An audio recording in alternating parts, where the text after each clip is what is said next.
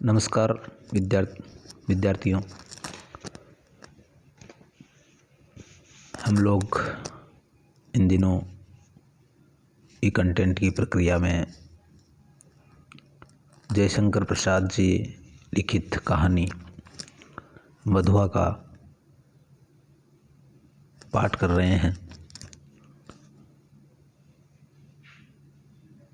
मधुआ जयशंकर प्रसाद की सामाजिक जीवन पर लिखी कहानियों में से एक है।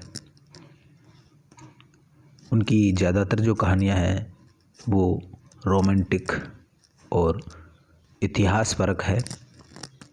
मधुआ एक सामाजिक कहानी है। इसका हम आज पाठ करेंगे। हम ये बात कर चुके हैं कि मधुआ कहानी में वास्तव में एक जो समाज की एक विकराल समस्या है मद्यपान, और किस तरह से इस शराबखोरी की समस्या से कई लोगों का जीवन नष्ट हो जाता है। उनके जीवन का कोई उद्देश्य नहीं रहता है, लेकिन इसमें उसका मानवीय पक्ष उठाया गया है कि एक जो शराबी होता है उसमें भी मानवीय भावनाएं, करुणा, दया, ममता जिंदा रहती है, और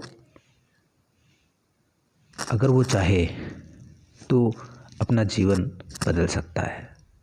तो इस कहानी में ऐसा ही एक प्रसंग है कि एक शराबी एक मासूम अनाथ बेसहारा बच्चे को जब रोता हुआ पिटता हुआ देखता है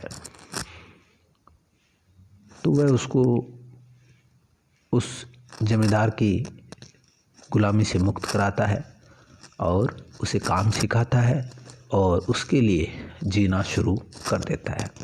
ऐसी एक कहानी है। जिस कहानी के कुछ भाग हमने पढ़ लिया था। हमने देखा था कि वो जो शराबी है उसका काम यही है कि वह कुछ करता धरता नहीं है, दिन भर पड़ा रहता है, आलसी है, और एक जमींदार को जाकर के कुछ किस्से कहानियाँ सुनाता है। उसका मन बहलाता है और उसके बदले में जो रुपया पाता है उससे वह अपना पेट भरता है और पीने का इंतज़ाम करता है। तो अब हम कहानी को आगे बढ़ाते हैं।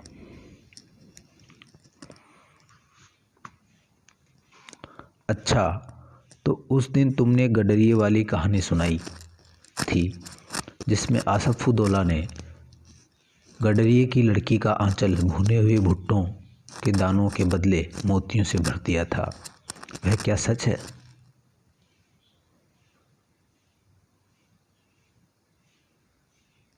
सच? अरे, वह गरीब लड़की भूख से उसे चबा चबा कर थू थू करने लगी, रोने लगी। ऐसे निर्दयी दिल्लगी बड़े लोग कर ही बैठते हैं।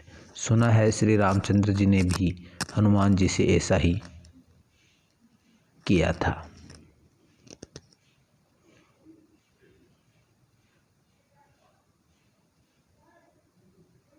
यह एक छोटा सा प्रसंग वो आता है कि आसफ़ुद्दौला की कहानी उसे वो सुनाता है, जिसमें किसी गडरिये की लड़की को खाने के लिए वो गडरिये की लड़की मक्के के दाने उसको आसफ़ुद्दौला को देती है, उसके बदले में वो मोतियों के दाने देता है। अब वो गरीब की लड़की क्या जाने कि मोती क्या होते हैं, तो उन्हीं को खाने लगती है और फिर उनको थूकती है। तो ऐसा एक प्रसंग मज़ेदार उसको सुनाता है। उसका ये बात सुनकर ठाकुर साहब ठठाकर हंसने लगे, पेट पकड़कर हंसते हंसते लौट गए। सांस बटोरते हुए संभल कर बोले, और बड़प्पन किसे कहते हैं? कंगाल तो कंगाल, गधी लड़की, भला उसने कभी मोती देखे थे? चबाने लगी होगी। मैं सच कहता हूँ, आज तक तुमने जितनी कहानियाँ सुनाई सब में बड़ी टीस थी, शहजादों के दुखड़े, रंग महल की अभागिनी बेगमों के निष्फल प्रेम, करुणा कथा और पीड़ा से भरी हुई कहानियाँ ही तुम्हें आती है, पर ऐसी हंसाने वाली कहानी और सुनाओ तो मैं अपने सामने ही बढ़िया शराब पिला सकता हूँ। इस पैराग्राफ में जो जमींदार है वह उसका कथन है और उसके माध्यम से बताया गया है कि ये जो शराबी है वो उसे किस प्रकार की कहानियाँ सुनाता है। ये कहानियाँ ज़्यादातर नवाबी दौर की कहानियाँ हैं। नवाबों के जो शहजादे हैं, शहजादियाँ हैं, उनकी बेगमें हैं, रंग महल हैं, राजे महाराजाओं के ऐशो आराम है, उनकी ये कहानियाँ हैं। लेकिन पहली बार उसने ऐसी हंसी दिल लगी की कहानी सुनाई। इससे जमींदार बहुत ही प्रसन्न हुआ। शराबी का कथन अगले पैराग्राफ में आता है। वो इस बात का जवाब देता है, कहता है, सरकार, बूढ़ों से सुने हुए वे नवाबी के सोने से दिन, अमीरों की रंगरेलियाँ, दुखियों की दर्द भरी आहें, रंग महलों में घुल घुल कर मरने वाली बेगमें अपने आप सिर में चक्कर काटती रहती है। मैं उनकी पीड़ा से रोने लगता हूँ। अमीर कंगाल हो जाते हैं, बड़े बड़ों के घमंड चूर होकर धूल में मिल जाते हैं, तब भी दुनिया बड़ी पागल है।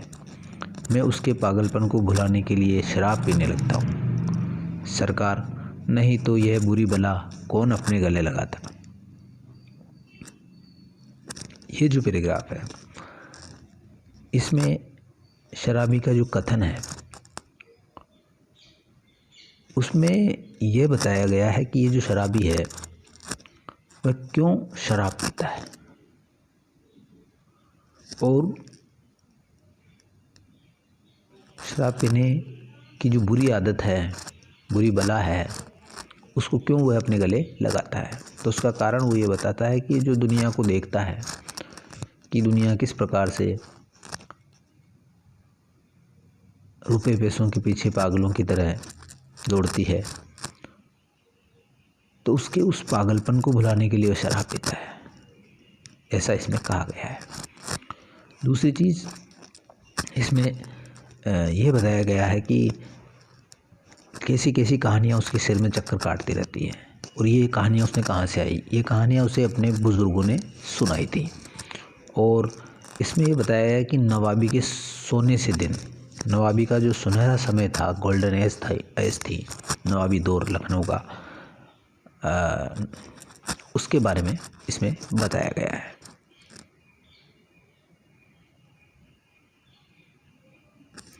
और उस ज़माने में भी जो नवाबी के जैसे गोल्डन दिन थे, अच्छे दिन थे, उनमें भी जो ये कई जो दुखी लोग थे, बेग में ख़ास तौर से दुखी दर्दमंद जो लोग थे, उनकी आहें हैं, रंग महलों में घुल घुल कर मरने वाली बेगमें हैं, उनका जो दुख है, उनकी पीड़ा है, वो इस शराबी को अब भी वर्तमान में भी परेशान करती है और उसके कारण से वह शराब पीता है। ये बहुत सारी बातें वो बताता है। ठाकुर साहब ऊँघने लगे थे।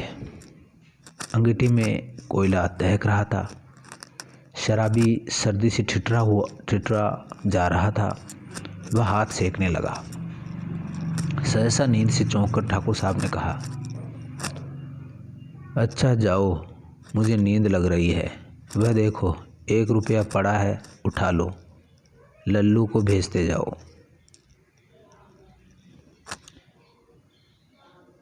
रात होने लगी थी। कहानी सुनते सुनते, किस्सा सुनते सुनते तो ठाकुर साहब को नींद आने लगी। वो ऊँघने लगे और शराबी भी सर्दी से ठिठुरने लगा। वह कोयलों के ऊपर हाथ सेक रहा था। तो ठाकुर ने उसकी तरफ 1 रुपया फेंका खैरात का और कहा, उठा लो और लल्लू को भेजते जाओ।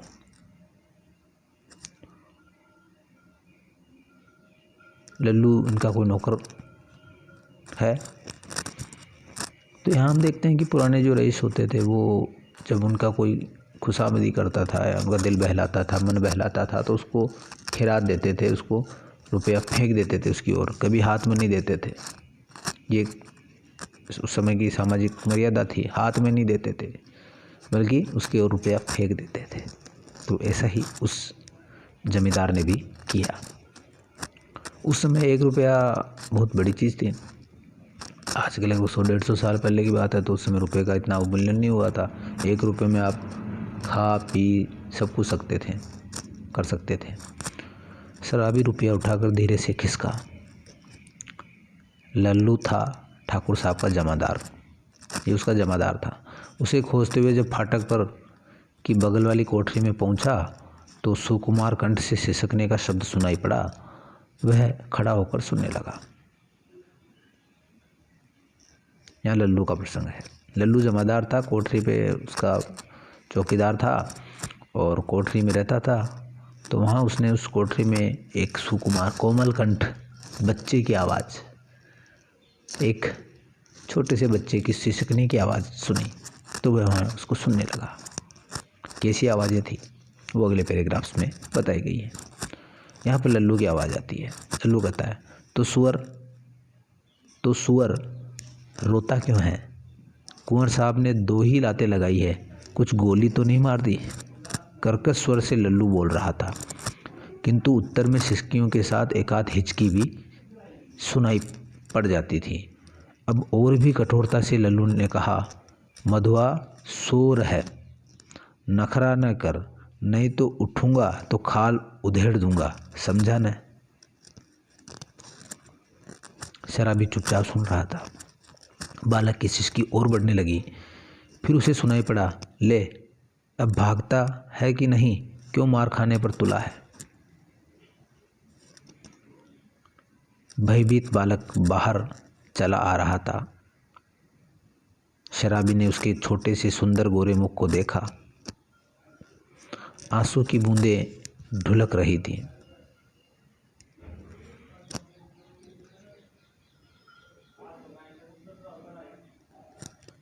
बड़े दुलार से उसका मुंह पोंछते हुए उसे लेकर वह फाटक के बाहर चला आया। 10 बज रहे थे, कड़ाके की सर्दी थी। दोनों चुपचाप चलने लगे। शराबी की मौन सहानुभूति को उस छोटे से सरल हृदय ने स्वीकार कर लिया। वह चुप हो गया। अभी वह एक तंग गली पर रुका ही था कि बालक ने फिर से सिसकने की आहट उसे लगी। वह झिड़क कर बोला, अब क्यों रोता है रे छोकरे? मैंने दिन भर से कुछ खाया नहीं। इतने बड़े अमीर आदमी के यहाँ रहता है और दिन भर तुझे खाने को नहीं मिला? यही कहने तो मैं गया था जमादार के पास। मार तो रोज़ ही खाता हूँ, आज तो खाना ही नहीं मिला। कुंवर साहब का ओवरकोट लिए खेल में दिन भर साथ रहा। 7 बजे लौटा तो और भी 9 बजे तक कुछ काम करना पड़ा। आटा रख नहीं सकता था, रोटी बनती तो कैसे? जमादार से कहने गया था। भूख की बात कहते कहते बालक के ऊपर उसकी दीनता और भूख ने एक साथ ही जैसे आक्रमण कर दिया। वह हिचकियाँ लेने लगा। ये जो पैराग्राफ्स हैं इनमें ये बताया गया है कि किस प्रकार से एक छोटा बालक कहानी में आता है और ये जो बालक है इसको जमादार पीट रहा है। उसे कह रहा है कि चुपचाप सो जा, नहीं तो तेरी खाल उधेड़ दूंगा। इस तरह एक उस बच्चे पर अत्याचार का वर्णन होता है। एक मासूम बच्चा है। ये जो व्यवस्था थी उस समय की जमींदारी व्यवस्था, वो कितनी निर्मम थी, कितनी संवेदनहीन थी, इसको बताया गया है कि वह जो बच्चा है वो एक छोटा मोटा काम उस जमींदार के यहाँ करता है और उसका जो कुंवर है, मतलब उसका जो लड़का है जो लखनऊ में पढ़ता है, वो कोई खेल खेलता है, जो रॉयल खेल होते हैं, वो सारे पोलो वगैरह होंगे, उनको खेलता है। तो उसका ओवरकोट लिए हुए दिन भर वो खड़ा रहता है बच्चा, उसको कोई खाने के नहीं पूछता है और दिन भर वह काम करता है। शाम को जब वो खाने के लिए कुछ मांगता है तो उसको और दूसरे काम बता दिए जाते हैं। फिर वो रात को 9 बजे कुछ मांगता है तो उसकी पिटाई होती है। उससे कहता है कि अब कौन खाना देगा तुझे, चुपचाप सो जा। तो बच्चा मतलब बिल्कुल जो निर्ममता होती है, निर्दयता होती है, उसका यहाँ जिक्र कहानीकार करते हैं। और यहाँ ये देखने में आता है कि जब उस बच्चे की पिटाई होती है तो शराबी जो होता है उसके हृदय में इंसानियत जाग जाती है। वो उस बच्चे को प्यार से दुलारता है और अपनी सहानुभूति उसे देता है और उसे लेकर के वहाँ से बाहर आ जाता है और उससे पूछता है कि तूने दिन भर में कुछ खाया नहीं। इस पर वो सारी बातें बताता है कि किस तरह से उसे खाने को नहीं मिला है। इसके आगे क्या होता है, शराबी उसका हाथ पकड़कर घसीटता हुआ गली में ले चला। एक गंदी कोठरी का दरवाज़ा ढकेलकर बालक को लिए वह भीतर पहुंचा। टटोलते हुए सलाई से मिट्टी की ढिबरी जलाकर वह फटे कंबल के नीचे से कुछ खोजने लगा। एक पराठे का टुकड़ा मिला। शराबी उसे बालक के हाथ में देकर बोला, तब तक तू इसे चबा, मैं तेरा गड्ढा भरने के लिए कुछ और ले आऊं। सुनता है रे छोकरे, रोना मत, रोएगा तो खूब पीटूंगा। मुझसे रोने से बड़ा बेर है पाजी कहीं का, मुझे भी रुलाने का। यहाँ इस पैराग्राफ में ये बताया गया, ये शराबी है, ये बड़ा ही भावुक इंसान है, बहुत ही संवेदनशील इंसान है। इस बच्चे को रोता हुआ देखता है तो उससे उसका रोना देखा नहीं जाता है। उसे कुछ खाने को देता है, पराठे का टुकड़ा देता है और वो कहता है कि मैं तेरे लिए और खाने को ला रहा हूँ, तेरा गड्ढा भरने का अर्थ यहाँ पर आया है कि उसका पेट भरने के लिए और कुछ लाने की बात वो कहता है। और कहता है कि तू रोना मत, है ना, रोने से मुझे बड़ा बेर है ना। उसका रोना देख नहीं पाता है और वह उसके लिए कुछ लाने के लिए चला जाता है। अब यहाँ हम इस संवादी, ये जो शराबी है, इसका चरित्र चित्रण देखें तो हम देखते हैं कि ये जो बड़ा संवेदनशील इंसान है, ये जब इतिहास की जो बेग में थी या इतिहास के जो बेगमों के दुख थे उस ज़माने के, या गरीब गुरबों के जो दुख थे, दुखियों की दर्द भरी आहें थी, उनको महसूस करता है और उसी के कारण से शराब पीता है। उसकी पीड़ा से वो रोने लगता है। पीछे आया आपने देखा होगा कि उनकी इतिहास में जो लोग हुए हैं उनकी पीड़ा से ही वो रोने लगता है। तो ये तो सामने साक्षात उसके बच्चा रो रहा था, तो इससे उसको बहुत ही दुख होता है। मतलब कि यहाँ पर जो शराबी का जो किरदार है उसमें एक मानवता, इंसानियत और यूँ कहें कि बहुत ही संवेदनशील व्यक्ति उसको बताया गया है, जो कि दूसरों का दर्द और दुख और आंसू देख नहीं पाता है।